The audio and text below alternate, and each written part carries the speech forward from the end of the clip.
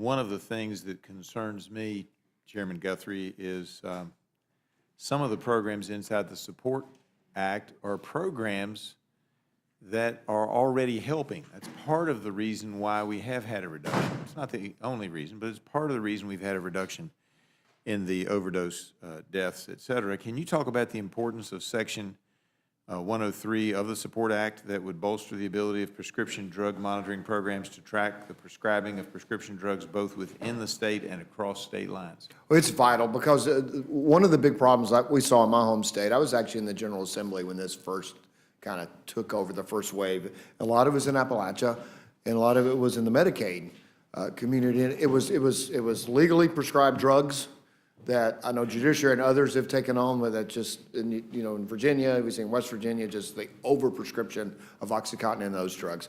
But in that time, what people would do is get a prescription and go from pharmacy to pharmacy to pharmacy and just get drug after drug after drug. This prescription, so actually it was Hal Rogers, who was our colleague, the dean. Dean Rogers put in a program that he got through appropriations process, wasn't authorized, got through the appropriations process to help set up that people could, that if you went to I won't call out any of my cities, but if you went to this city in Appalachia's pharmacy, and you went to this other one on the other side of the hollow, then they knew it. They knew it. Well, the problem also came if you're in my great state. I'm 26 miles from the Tennessee border. You're right on the border with my Commonwealth, and so going across the border, that's when we have to do it. This is one thing that really needs to be federal, because you can't just have a Tennessee system, or Virginia system, a Kentucky, or a New Jersey, New York system. I know the tunnels there. You can just go back and forth pretty easy. It's important that this piece is federal, because people can go across state lines pretty easily, and fortunately, we've cracked down on OxyContin. We've cracked down on a lot of other things since then. But this prescription drug monitoring is important, because you know that this person is getting the same prescription filled 3 or 4 or 5, 6, 10 different places in some cases, and this prevents that.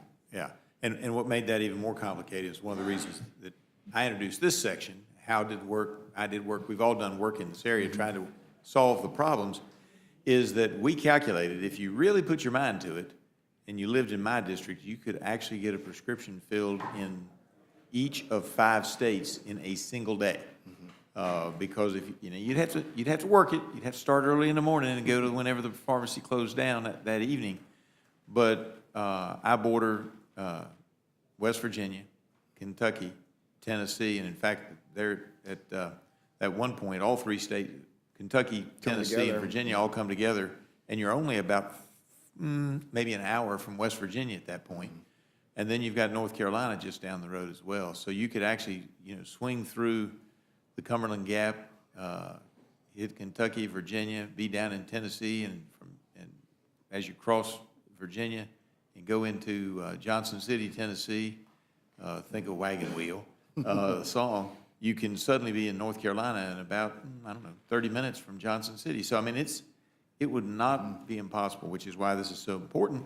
But more importantly, for those who now, and I understand they're frustrated with some of the things that are going on, but for those who say, well, I used to support this, but now I can't, this will take away, if we don't pass this, will it not take away some of the programs that have actually been part of the solution? My understanding, the authorizations will expire. Yeah, Section 103 clearly expires. Let me talk some more about Section 103, because it also allows for the analyzing of wastewater monitoring to track any patterns related to prescription drugs. Why is utilizing wastewater monitoring so important in our fight against substance abuse and illicit drugs? Well, so the wastewater monitoring sees what kind of opioids or any kind of drugs are in the wastewater. So if there's obviously where the wastewater is flowing from. So if you test the wastewater and you say high incidence, the good thing about it is you can't identify who the wastewater is coming from, but you can see where it's coming from, so you can kind of make decisions about where to deploy resources. If one region, if you're in a section of the Commonwealth of Kentucky and there's a high incidence of wastewater, of having opioids in the wastewater, that's an area you need to concentrate on. But you can't identify that person that wastewater came from, that's why it's a good tool to monitor, actually. Yeah, I mean, I'm a big fan of checking wastewater. Not just for the reasons you stated, and maybe we need to figure out a way to have it go across multiple agencies. but because we also can use it for disease tracking,